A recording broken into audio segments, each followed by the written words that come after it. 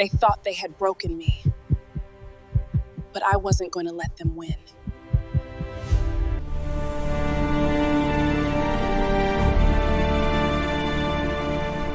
The moment I stepped out of the mansion, I could feel their eyes on me, the cold, bitter stares that cut right through me, each one laced with mockery and disdain. It was the day after my husband's funeral, and there they were, my in-laws, standing like vultures on the lawn, waiting to see me crumble. They thought they had all the power. They treat me like I'm just a helpless widow, a gold digger, with nothing left to hold on to now that their precious son, Terrence, was gone. What they didn't realize is I've got something far greater than that. If you've ever been underestimated or betrayed, drop a comment and tell me how you handled it. And if you want more stories like this, hit that subscribe button and join the family. You don't want to miss what's coming next. I stood there in front of the grand house, the mansion that had once been my home, and I could feel a grin creeping up my face. It wasn't because I was happy. It was because I knew something they didn't. I wasn't poor. I wasn't destitute. I wasn't the woman they thought they had kicked out and humiliated. I had something they couldn't touch. Something more powerful than anything their wealth could buy. 500 million. They thought I had been married to Terrence for his money. They thought I was nothing but a con artist. They had no idea how wrong they were. And as I looked at them, Beverly, my mother-in-law, with her arms crossed and a cruel smile playing on her lips, Howard, my father-in-law, standing by the door like some kind of king, Crystal, my sister-in-law, filming the entire scene on her phone with that sick little smirk, and Andre, my brother-in-law, standing awkwardly in the corner, I knew what I had to do. I would teach them a lesson they would never forget. I wasn't leaving their world for good. No, this was just the beginning. I turned on my heels and walked down the steps. I didn't look back. I didn't need to. I had learned long ago that people like them only see what they want to see, and that they wanted to believe I was a fortune hunter. They wanted to believe that I had trapped their son into a marriage for his wealth. But I knew the truth, and so did Terrence. That's why, even in death, he made sure I would be okay. The first time I met Terrence, I never imagined I'd be standing in front of his family like this, surrounded by their judgment and scorn. I had been 26, working at a diner just to pay my bills and keep up with nursing school. Exhausted, scraping by, always running on caffeine and dreams, wondering if I'd ever make it. That's when he came in.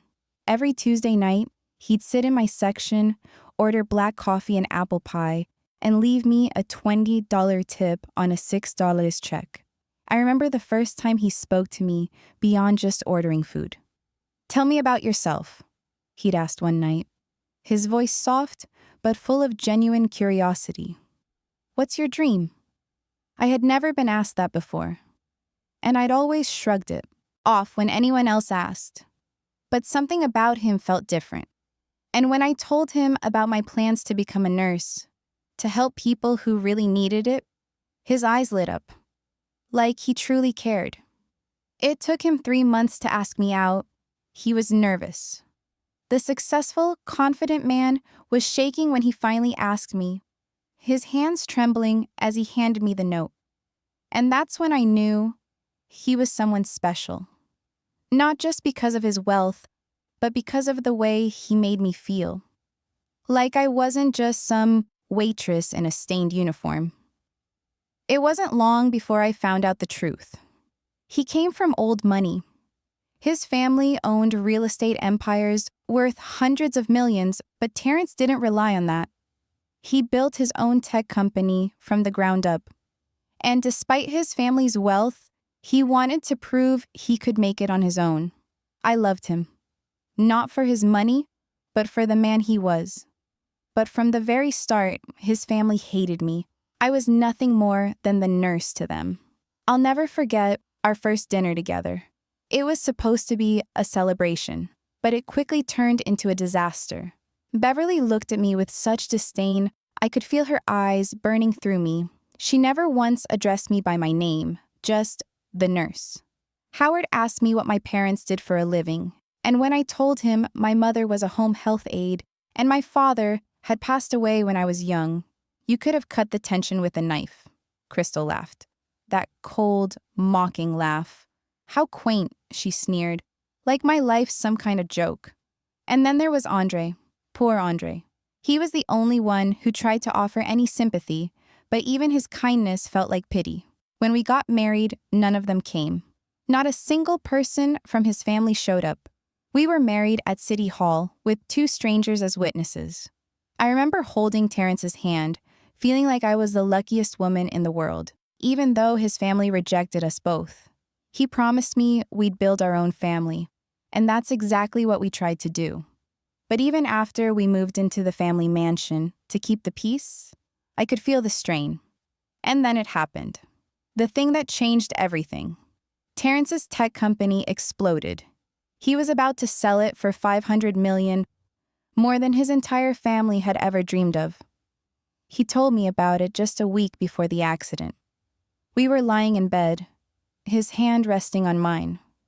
He looked at me, his eyes full of warmth, but there was something else there. Something serious. "Baby," he said, "I changed everything, every document, every paper. You're protected now. They can't touch you. No matter what happens, you'll be okay." Before I could ask him what he meant, he kissed me on the forehead, and I didn't think much of it. I thought he was just being protective. But I didn't realize until after he was gone that he had made sure no one could touch me, not even his family. 7 days later, Terrence died in a car accident. He had just signed the final paperwork for the sale of his company. $500 million was transferred to his personal estate, completely separate from the family wealth. And I was the sole beneficiary. No one knew, not even his family. They were still talking about their precious family trust, the real estate empire, their old money. They had no idea that their son had become wealthier than all of them combined. The funeral was a nightmare. Beverly ignored me completely, planning everything without asking for my input. She chose flowers that Terrence would have hated. And Crystal, God, Crystal, whispered to her friends loud enough for me to hear, accusing me of trapping him with a pregnancy scare. I had had a miscarriage the year before, and they knew it. They were using my pain as their weapon. Howard gave a speech about the family legacy, but not once did he mention my name. I sat there in that church, numb, broken, watching them erase me, like I was nothing. But what they didn't know was that they hadn't won. Not yet. The day after the funeral, it all started. They called a family meeting, and I had no choice but to go downstairs and face them. They all sat there like a tribunal, ready to pass judgment on me. Beverly, sitting like a queen in her chair, her eyes sharp and unforgiving. Howard, standing by the fireplace with his arms crossed, looking like he was about to deliver a final decree. Crystal, perched on the couch, her phone in hand, ready to capture any moment that would further humiliate me. Andre, standing by the window, refusing to make eye contact with me. "Jessica, this house belongs to this family," Beverly said, her voice dripping with arrogance. "It always has. It always will. Terrence is gone. You have no reason to be here anymore." I could feel the weight of her words. I had nothing. They believed that because I wasn't the one with the family trust, I had nothing to stand on. They thought they could push me out, erase me from their lives, and I would just disappear. Howard stepped forward, his voice like a whip. "You married him for money, Jessica. Everyone knows it. We always knew it." I tried to speak, but Crystal cut me off before I could say a word. "You trapped my brother, didn't you?" she said, the venom in her tone thick. "You faked a pregnancy scare and then conveniently lost it." Her words stung more than I was prepared for. I was silent for a moment, staring at the floor. They were monsters. Actual monsters. They had no idea how much pain they were causing, and I was done with being quiet. I looked at Howard, at Beverly, at Crystal, and then at Andre, who still refused to look at me. "You have 1 week to pack your things and leave," Beverly said, her smile tight and victorious. I nodded, swallowing the lump in my throat. I wouldn't cry in front of them. I wouldn't let them have that satisfaction. But I was already thinking ahead. I had a plan. I wasn't going to let them think They could walk all over me. I wasn't going to let them erase me from my husband's life, from everything that he worked so hard to build. The next day, the family lawyer showed up. His name was Mr. Sterling, and he had been working for their family for years. He sat down at the dining room table with all of them hovering behind him, watching me like vultures. "Mrs. Washington," he said, addressing me with the formal title, and I hated the way it sounded in his mouth. "I'm sorry for your loss, but we need to discuss the estate." I could feel the coldness in his voice. He wasn't here to help me. He was here to claim what they thought was theirs. He pulled out the prenup that I had signed when Terrence and I got married. I had signed it willingly. I didn't care about money. I loved Terrence, and I thought we would build our lives together. The prenup stated that if the marriage ended before 10 years, I would receive only $50,000. "That's it," Mr. Sterling said. "The house, the cars, the family trust. It all goes back to them. You'll get your check and leave." Beverly smiled. That smug, victorious smile I had seen too many times. She was sure she had won. They were all sure of it. But what they didn't know, what none of them knew, was that they had underestimated me. I said nothing. I just nodded, like I was devastated over losing their money. But I wasn't. I had something much more valuable than they could ever understand. The following days were hell. Beverly and Crystal seemed to take pleasure in watching me struggle. They watched from the windows as I packed my things into my old, beat-up Honda. Crystal filmed it, of course, mocking me on social media, calling it the gold digger eviction day. Every cruel comment, every sneer, every harsh word, they thought I couldn't see them. They thought they had me exactly where they wanted me, but they didn't. I was playing a different game. I was watching them closely, every move they made, every lie they told, and I was taking notes. I wasn't going to fight them on their terms. I wasn't going to give them the satisfaction of seeing me squirm. I moved into a tiny studio apartment on the other side of town. It wasn't much, but it was mine. I didn't care about the size or the space. It was my sanctuary, and it gave me the peace I needed to think. I got a job at a community health clinic as a nurse. The pay was barely enough to cover rent and food, but it kept me busy, and I loved the work. I wore scrubs from the thrift store. I rode the bus. I ate ramen and canned soup. And all the while, I had $500 million sitting in a private trust, untouched and hidden away. My husband had set it all up for me, and no one, not even his family, knew about it. They thought I was struggling. They thought I was on the edge of collapse. But I wasn't. I was just waiting for the perfect moment to show them how wrong they were. 3 weeks after I moved out, I got the first sign that they were beginning to feel the weight of their own actions. Crystal called me, her voice sweet, too sweet. It almost made my stomach turn. "Hey, Jessica," she said, pretending to be the voice of reason. "So, I feel really bad about how everything went down, and I wanted to check in. There's just one thing. You took some of Mom's jewelry when you left. We need it back." I didn't take anything that wasn't mine. I had only taken what Terrence had given me, but I wasn't about to get into a fight over it. I didn't have to explain myself to her. "I didn't take anything," I said flatly, "but I'll return the necklace that Terrence bought me. It was his, not hers." I gave it back the next day, though I had photos and receipts proving it was mine. Crystal didn't care. She took it, sold it, and then posted about it on social media, claiming she was getting back what belongs to the family. I wasn't surprised, but I was furious. I didn't let them see my anger, though. I kept it to myself, and I waited. It didn't take long for Beverly to take things even further. One afternoon, I was at work when my supervisor pulled me aside. "Jessica," she said, her voice tense, "I got a call from a family member. They said you're unstable, just lost your husband, and they think you're not fit to work with vulnerable patients. They want us to reconsider your position." I froze. I knew exactly who had made that call.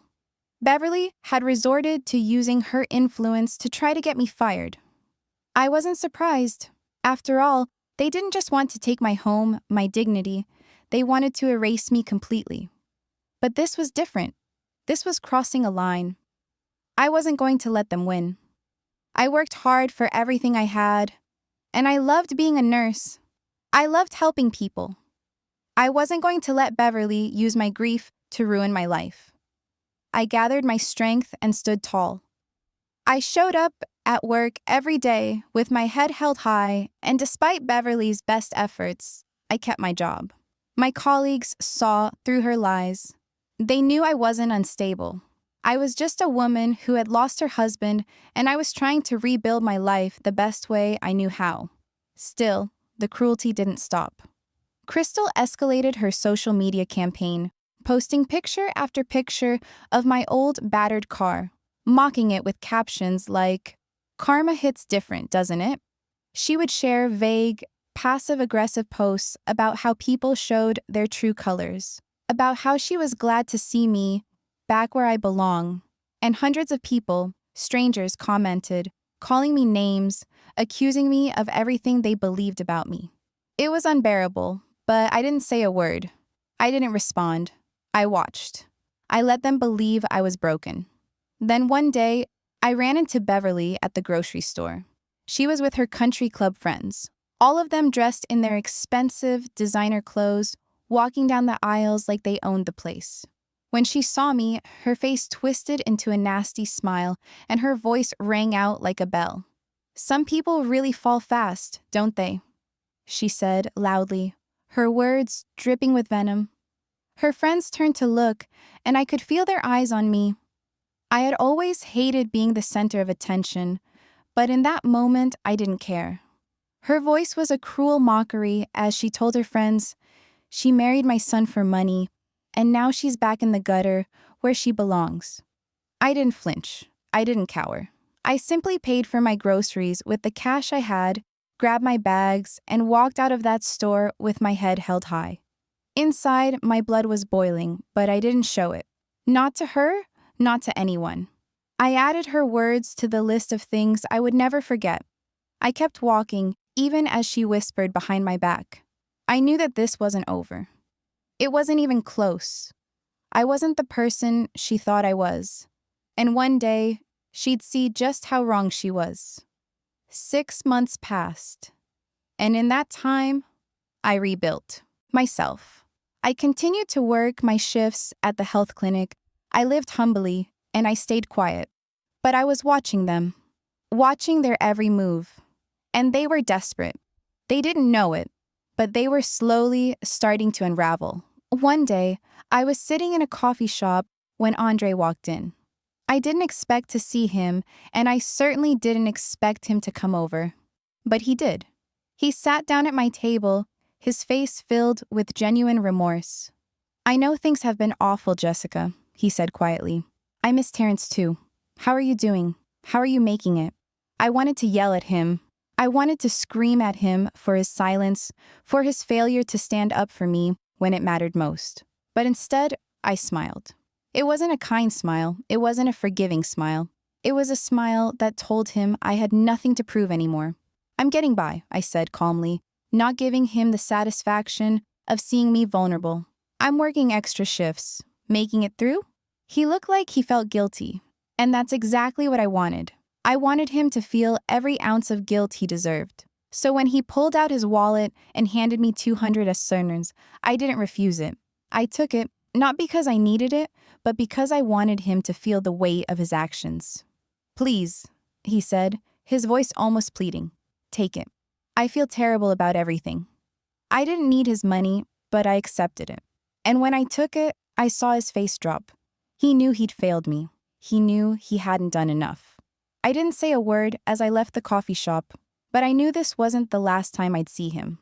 By then, I had everything in place. The game was set. I was about to flip the script on them in the most dramatic way possible. Howard's real estate empire had always been untouchable, or so they thought. But the truth was, it had started to struggle. Bad investments, a downturn in the market, tenants who couldn't pay. Their old money was running dry. They needed cash fast, and they were willing to do anything to get it. I knew exactly how to exploit their desperation. Through my lawyer, I created a shell company and approached Howard's business under the guise of a potential investor. I set up a meeting at one of the city's fancier restaurants, the kind of place they all loved, the kind of place where they felt most comfortable. I knew they would be nervous. I knew they would be hungry for a deal. I had been playing the part of the broke, struggling widow for 6 months. It was time to show them who I really was. I walked into that restaurant dressed in a designer suit, my hair professionally styled, my makeup flawless. The Washington family was already seated at the table. I could see the looks of surprise and disbelief on their faces as I approached. Beverly's eyes widened and her mouth fell open in shock. Howard stared, his jaw dropping. Crystal's face went pale, and Andre couldn't look me in the eye. They didn't expect me to walk into that restaurant as someone who had it all, someone who held all the cards. I sat down, took a deep breath, and let the silence stretch. I let them stew in it. Then I spoke. "Hello, Beverly, Howard, Crystal, Andre." I smiled, and I saw the tension in their bodies. And then I let them have it. "I'm here today to talk business," I said, my voice steady, calm, yet full of power. They were all still frozen, staring at me as if they couldn't believe what was happening. But they were about to find out exactly what kind of game they had been playing with the wrong person. "My client," I continued, letting the word hang in the air, "has $10 million available for investment." They all blinked, confused, but before they could speak, my lawyer slid a folder across the table toward them. "The name's Mrs. Washington," he said, his voice calm but authoritative. "She is the sole beneficiary of her late husband's company sale. The sale was finalized 1 week before his death, and $500 million after taxes now belongs to her." The silence in the room was so thick, I could almost taste it. Beverly's hands shook, but she didn't say a word. Crystal was the first to react, her eyes wide, her voice trembling. Where did you get 10 million?" she asked, her tone accusing, like I had done something criminal. I smiled, savoring the moment. The company was Terrence's, his own property, built without a dime of your family's money. His estate is separate from the family trust. The $500 million is mine, legally, all of it.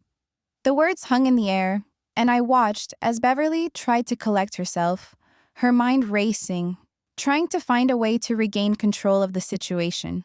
She couldn't. None of them could. "No," Howard stammered, his face turning red. "We went through everything. We saw the will. You can't—" "Yes, I can."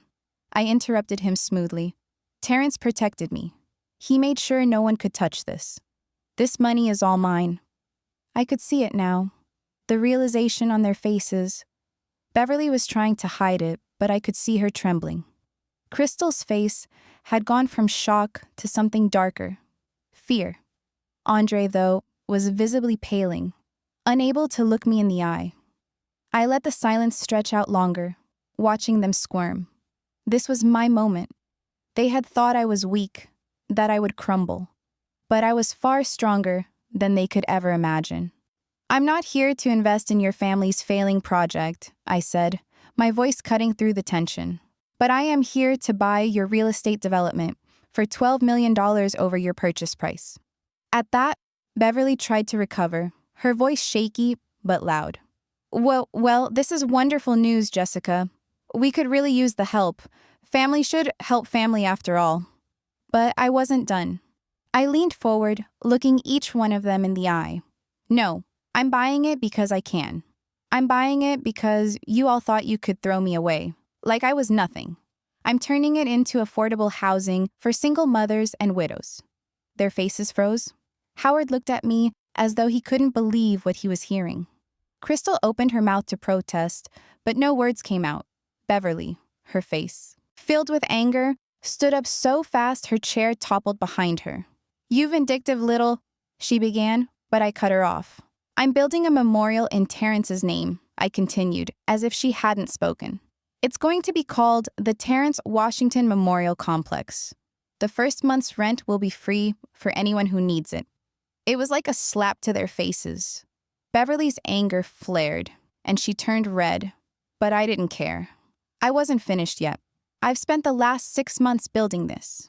I've let you all watch me suffer, thinking you had won. You mocked me. You filmed me being evicted. You posted my pain for the world to see. I paused, letting the weight of my words land. And now, the world is going to see who you really are. Crystal, I said, looking her straight in the eye. You might want to make your social media private, because by tomorrow, every major news outlet in the city will know how you all treated me. I watched her face drain of color. She opened her mouth to say something, but no words came out.